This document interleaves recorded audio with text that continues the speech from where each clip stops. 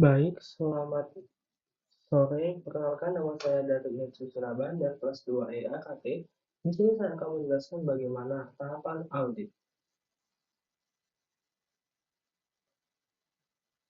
Apa itu tahapan audit? Tahapan audit adalah rangkaian langkah sistematis yang dilakukan oleh auditor untuk memastikan bahwa laporan keuangan sebuah perusahaan atau organisasi telah disajikan secara jujur dan akurat dan sesuai dengan standar akuntansi yang berlaku.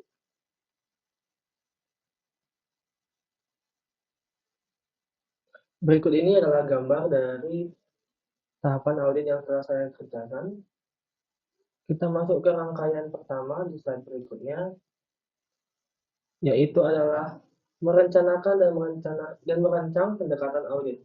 Nah, tujuan utama fase ini adalah untuk menilai risiko dan menentukan seberapa besar usaha yang diperlukan untuk mendapatkan keyakinan bahwa laporan keuangan tersebut sudah benar.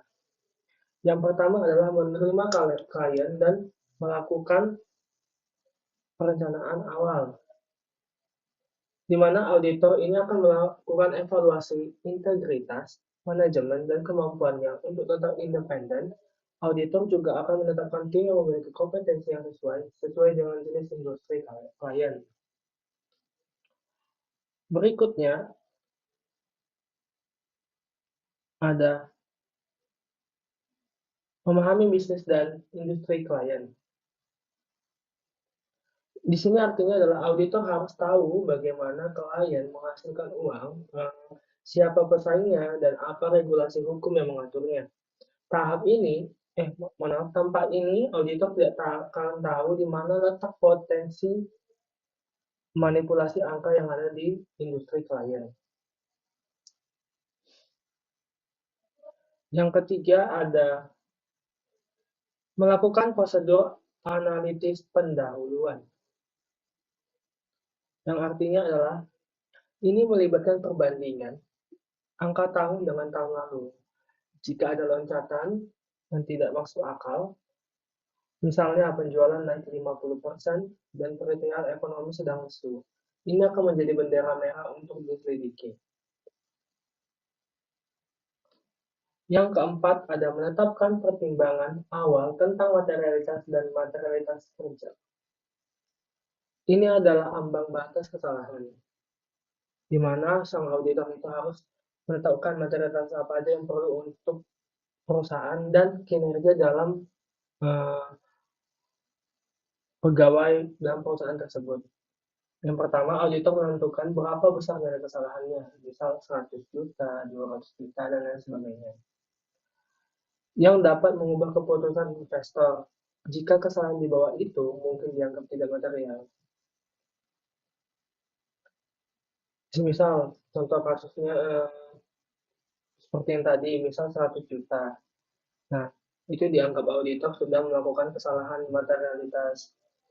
Nah, misal di bawah itu bisa dipertimbangkan atau tidak dianggap masalah material. Yang kelima, ada mengidentifikasi risiko signifikan karena kecurangan atau kesalahan. Di sini artinya adalah auditor secara spesifik mencari area di mana manajemen mungkin sengaja memasukkan angka atau di mana karena sering membuat kesalahan yang terdata.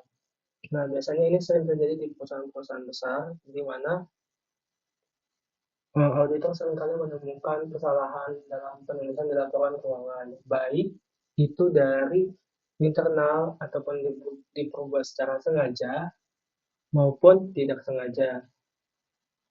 Contohnya seperti mungkin melakukan pemalsuan untuk korupsi. Yang keenam ada menilai risiko bawaan atau in-house risk, di mana ini adalah risiko yang ada karena sifat bisnis itu sendiri, karena sifat bisnis dari industri klien itu sendiri, terlepas dari sistem keamanannya. Contohnya industri teknologi memiliki risiko bawaan tinggi karena produknya cepat rusak. Nah, jadi kalau misalnya kita membuka, misalnya contoh lain adalah toko baju. Nah, toko baju kan sesuai dengan tren viralnya baju tersebut. Jika sudah tidak tren atau tidak viral, maka produknya akan cepat berkurang penjualannya.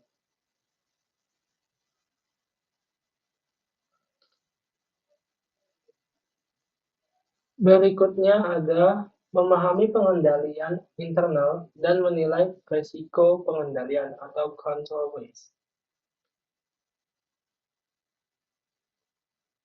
Nah, di sini auditor melihat apakah perusahaan mempunyai pagar yang kuat, berarti sistem otoritas berlapis, atau pemisahan tugas antara pemegang kas dan pejabat pengukuran.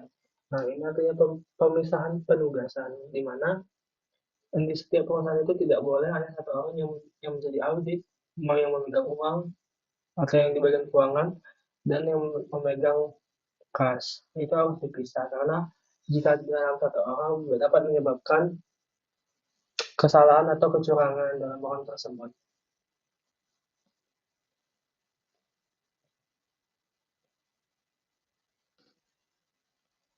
Nah, di tahap satu, di poin terakhir adalah menyelesaikan strategi audit secara keseluruhan dan rencana audit, di mana artinya adalah setelah semua risiko dipetakan, auditor akan menyusun jadwal kerja, metode sampling, dan alokasi sumber daya. Jadi dari tahap 1 sampai dengan 7 kita sudah memetakan dan sudah mendeteksi apa aja risiko yang mungkin ada di dalam laporan keuangan yang akan kita audit. Nah, setelah itu kita akan menentukan kapan kita akan mulai bekerja untuk menganalisa laporan keuangan tersebut dan metode sampling atau metode contoh apa yang akan kita ambil. Berikutnya ada alokasi sumber daya. Kita akan mencari di mana sumber daya yang ada di laporan keuangan tersebut. Apakah benar faktanya atau tidak.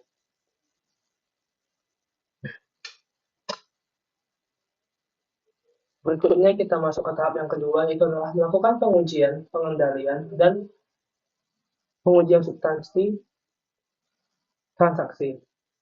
Nah, fase ini adalah tahap pembuktian apakah sistem yang katanya bagus di tahap 1 memang benar bekerja di lapangan. Jadi, setelah kita memetakan risiko dan sudah memulai planning untuk bekerja, kita akan uh, melakukan pengujian. Apakah perlu diuji, apakah tidak perlu diuji. Kita masuk yang pertama, itu adalah mengambil keputusan. Apakah ada rencana untuk mengurangi tingkat risiko pengendalian yang dinilai? Nah, di sini jawabannya ada dua. Jika ya, lakukan pengujian pengendalian. Jika tidak, lanjut ke tahap berikutnya.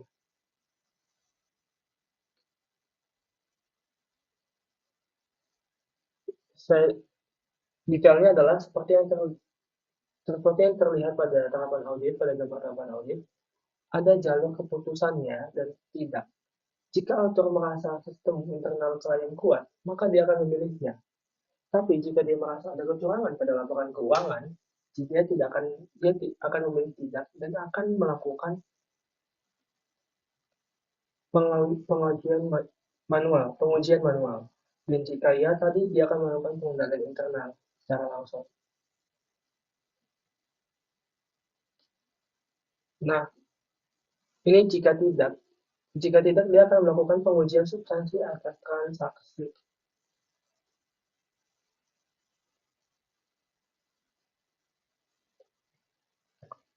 Di mana auditor akan menguji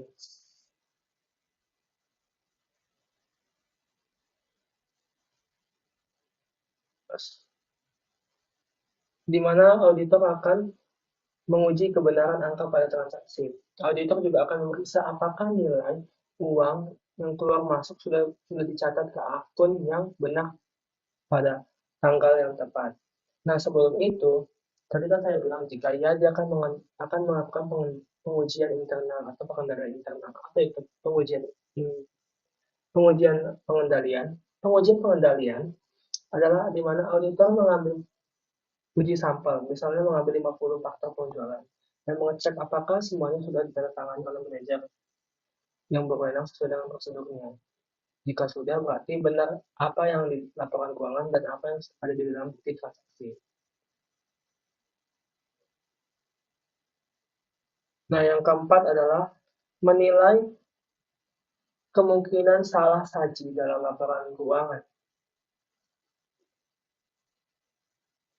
Nah, menilai kemungkinan salah saji dalam laporan keuangan ini maksudnya adalah di mana hasil pengujian ini menentukan seberapa besar keraguan auditor. Jika banyak kesalahan yang ditemukan di dalam laporan keuangan, maka pemeriksaan di tahap 2 harus dilakukan secara total dan detail. Berikutnya adalah tingkat pengujian, bergantung pada risiko, rendah, sedang, atau tinggi yang diketahui. Ini sudah masuk ke tahap ketiga, yaitu melakukan prosedur analitis substantif dan pengujian rincian saldo. Misal, tadi setelah melakukan pengujian pengendalian dan transaksi, kita akan masuk ke tahap ketiga, yaitu prosedur analitis substantif dan pengujian rincian saldo. Nah, fase ini berfokus pada hasil akhir atau saldo akun yang akan muncul di neraca atau laporan laba rugi. Yang pertama adalah menentukan tingkatnya. Tingkat pengujiannya ada sedang, rendah, tinggi, atau beresiko. Nah, luasnya pemeriksaan di sini berbanding terbalik dengan kualitas pengendalian di tahap 2 tadi. Karena jika sistem berantakan, auditor tidak akan masuk ke mode yang karena jika sistem berantakan, auditor akan masuk ke mode yang sangat tinggi atau high risk dan memeriksa hampir setiap angkanya.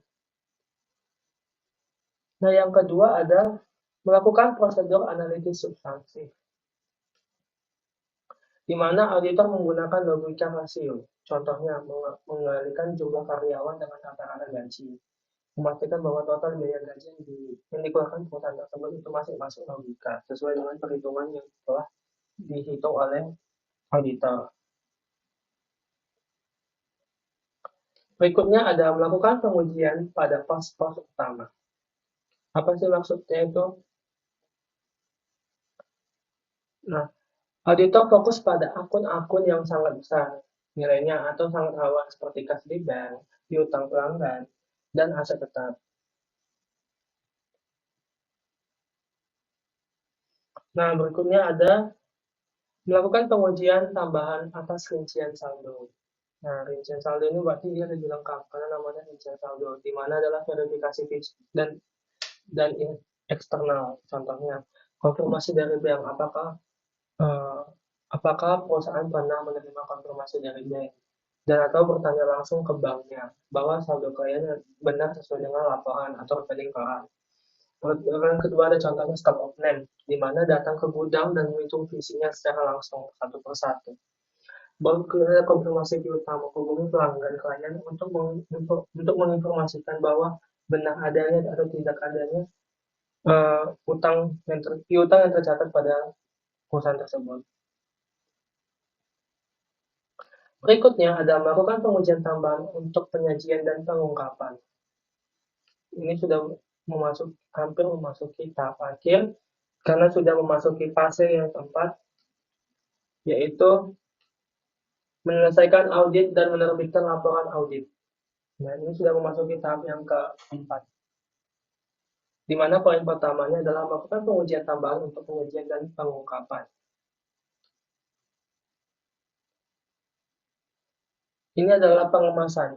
Di tahap keempat adalah pengemasan hasil kinerja dari tahap 1 hingga tahap 3 menjadi sebuah dokumen yang legal dan sah. Di mana tahap pertamanya adalah pengujian tambahan untuk penyajian pengungkapan, di mana auditor ini memastikan laporan keuangan tidak hanya benar angkanya, tapi juga mudah dibaca, enak dilihat, dan menyembunyikan informasi penting di catatan kaki. Itu biasanya ada di bagian bawah, setelah di atasnya disajikan laporan keuangan, di bagian bawah halaman itu biasa ada catatan penting, dan biasanya bertulisan italik. Nah, berikutnya adalah mengumpulkan bukti akhir, di mana auditor meninjau peristiwa penting yang terjadi setelah tanggal neraca. Misal, ada kebakaran gudang setelah tutup buku, dan ini harus dilaporkan oleh pihak perusahaan klien.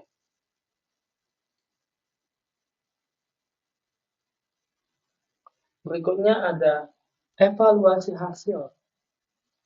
Tahap 4 ini akan mengevaluasi hasil. Manajer audit dan partner meninjau seluruh hasil kertas kerja untuk memastikan semua prosedur telah dilaksanakan dengan standar yang profesional. Selanjutnya ada menerbitkan laporan audit. Nah, setelah mengevaluasi, kita akan menerbitkan laporan audit. Ini adalah produk akhir. Laporan ini berisi opening. Apakah laporan tersebut wajar, tidak wajar, atau wajar dengan catatan, dan lain sebagainya. Laporan ini nantinya akan diberikan kepada pemegang saham dan pihak bank. Yang terakhir, dan tahap terakhir dari semuanya adalah berkomunikasi dengan komite audit dan manajemen, di mana auditor akan memberikan surat rekomendasi atau manajemen letter yang berisi tentang masukan tentang analisis sistem perusahaan yang akan menjadi evaluasi perusahaan tersebut di tahun selanjutnya. Nah, begitu saja pemaparan dari saya tentang tahapan audit. Mohon maaf jika ada salah kata dan jika banyak kurangnya, saya ucapkan terima kasih.